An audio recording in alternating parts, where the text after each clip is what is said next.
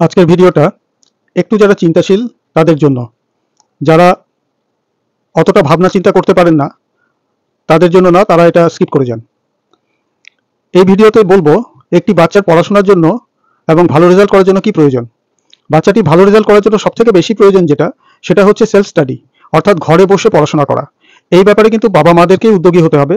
বাবা মাদেরকেই কাউকে না কাউকে সময় করে মনিটর করতে হবে যে বাচ্চাটা বসে পড়ছে কিনা। এবারে আসি শিক্ষকের কি রোল। শিক্ষক শুধুমাত্র ব্যক্তিত্ব দিয়ে বাচ্চাটার মধ্যে ইন্টারেস্ট গ্রো করিয়ে দেবেন, অর্থাৎ শিক্ষকের ব্যক্তিত্ব এত মিষ্টি হবে যে তার ব্যক্তিত্বের প্রতি আকর্ষণ বশত বা তার প্রতি ভালোবাসা বশত বাচ্চা সাবজেক্টটিকে আহরণ করা শুরু করবে, সাবজেক্টটিকে ভালোবাসা শুরু করবে। যখন ভেতর থেকে সাবজেক্টটির প্রতি ভালোবাসা বাচ্চাটির মনে চলে আসবে, তখন দেখতে হবে না, ও নিজে থেকেই পড়াশোনা করবে, ও নিজে থেকেই তখন এই বিষয়টা নিয়ে জানতে চাইবে। তো আমাদের যেটা বিশেষ প্রয়োজন সেটা হচ্ছে সেলফ স্টাডি, অর্থাৎ ঘরে বসে বই পড়া। এখনকার দিনে আমি গার্জিয়ানদের দেখতে পাচ্ছি যে বাচ্চা পড়ানো, শিক্ষকদের বাড়িতে নিয়ে যাওয়া আর ঘাস কাটা এই দুটো সমান হয়ে গেছে। অর্থাৎ বাড়িতে জঙ্গল হয়েছে, ঘাস কাটার জন্য একটা লোক রাখলেন, সে বললো বাবু আমি 6 ঘন্টায় ঘাস কেটে দেবো। তখন ওকে আপনি বলবেন না না 6 ঘন্টায় হবে না, তুমি 10 ঘন্টা কাজ করো, বেতনটা ওকে 200 টাকা 500 টাকায় দিচ্ছেন, কিন্তু 6 ঘন্টা না 8 ঘন্টা বেশি ঘাস কাটা যাবে। তো ঘাস কাটার শিক্ষকতার ব্যাপারটা এক না, যে আপনি ওই 5,000 টাকায় খরচ করছেন অথচ শিক্ষক দুদিন আসলে বেশি পড়বে, বেশি শিখে যাবে, এটা ভুল ধারণা। শিক্ষকের কাজ হচ্ছে বিষয়টা তার মধ্যে এমনভাবে ঢুকিয়ে দেওয়া যে সাবজেক্টটা তার কাছে জলের মতো সহজ হয়ে যাবে। আপনারা যদি বেশি বেশি দিন শিক্ষকদেরকে ফোর্স করেন বাচ্চাকে পড়ানোর জন্য, রেজাল্ট যেটা হবে সেটা হচ্ছে বাচ্চা সেলফ স্টাডি কোনো সময় পাবে না।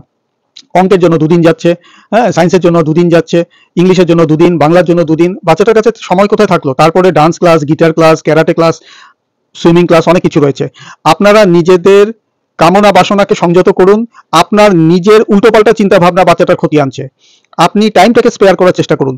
দেখুন এমন কোনো শিক্ষক যিনি সপ্তাহে 1 দিন পড়িয়ে পুরো কোর্স কমপ্লিট করে রিভিশন করিয়ে এবং এই সাবজেক্টে তার প্রতি ইন্টারেস্ট জাগিয়ে সাবজেক্টটা যাতে সে ভালো রেজাল্ট করে সেরকম ব্যবস্থা করতে পারেন, এরকম কোনো শিক্ষককে দেখুন। সাধারণত যারা মার্কেটিং করে বেড়ান, যারা নিজেদেরকে বেচে বেড়ান, তারা সর্বত্রই বলে বেড়ান আমি সপ্তাহে 2 দিন পড়াই, 3 দিন পড়াই।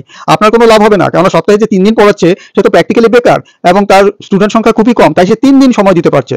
কোয়ালিটি থাকলে 3 দিন সময় দিত না। ঠিক যেভাবে যার ডাক্তারের হাত ভালো, সে 5 থেকে 10 মিনিটের মধ্যে রোগীকে ডিসপোজ করে দেয়, সে 8 ঘন্টা ধরে কপ চায় না। অতটা অবস্থা থাকলে বুঝতে হবে ডাক্তারের কোনো ভ্যালু নেই, তার ঘরে কোনো রোগীর লাইন নেই।